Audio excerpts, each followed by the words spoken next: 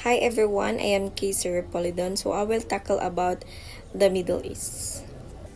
The Middle East as the cradle of civilization. So this presentation begins by introducing the Middle East as a region that includes countries like Turkey, Israel, Saudi Arabia, Iran, and Iraq. So the Middle East civilization has a very rich culture and tradition. They also have an enormous contribution to science and technology. It is often called the cradle of civilization because it was the home of many of the world's oldest cultures and civilizations.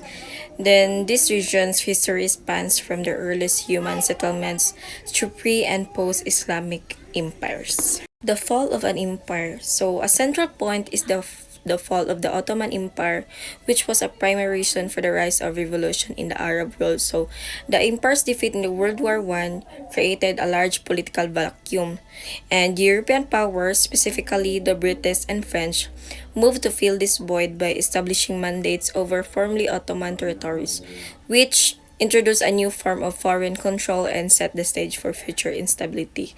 So, pagbagsak sa Ottoman Empire, then paghuman sa World War I, ang nag-cause sa political vacuum sa Arab world that filled by British and French mandates filled this void.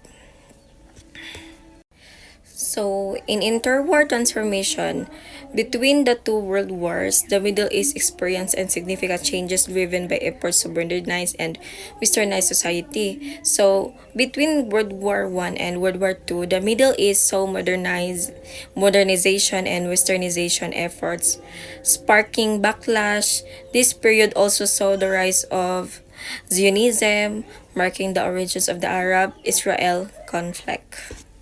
So in post-World War II instability, Middle East instability grew due to European presence, oil discovery, and national aspirations of new states clashing, creating a volatile environment for revolutions and conflicts. Post-war revolutions. So, the decades following the war saw several pivotal revolutions that reshaped the political landscape.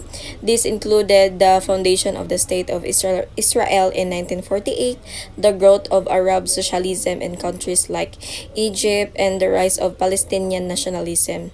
So, the major post-war revolutions reshaped the Middle East, including Israel's founding 1948, Arab socialism, Egypt, Palestinian nationalism, and the Iranian revolutions in 1979, leading to political Islam's rise.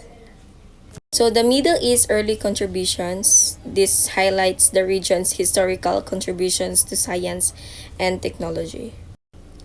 Taqi al-Din Muhammad is a polymath born in Damascus in 1526. He made significant contributions to astronomy and optics. He worked on properties related to vision, the coordinates of stars, reflection, and refraction.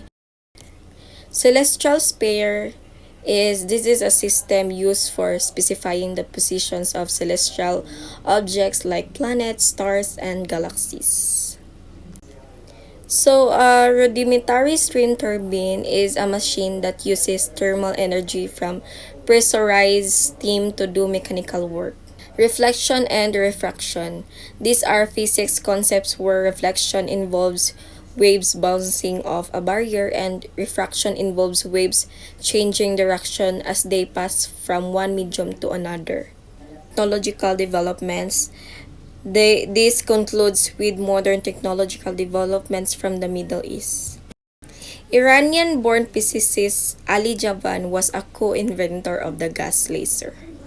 Gas laser it was the first continuous light laser and the first to convert electrical energy to a laser light output. DNA extractor.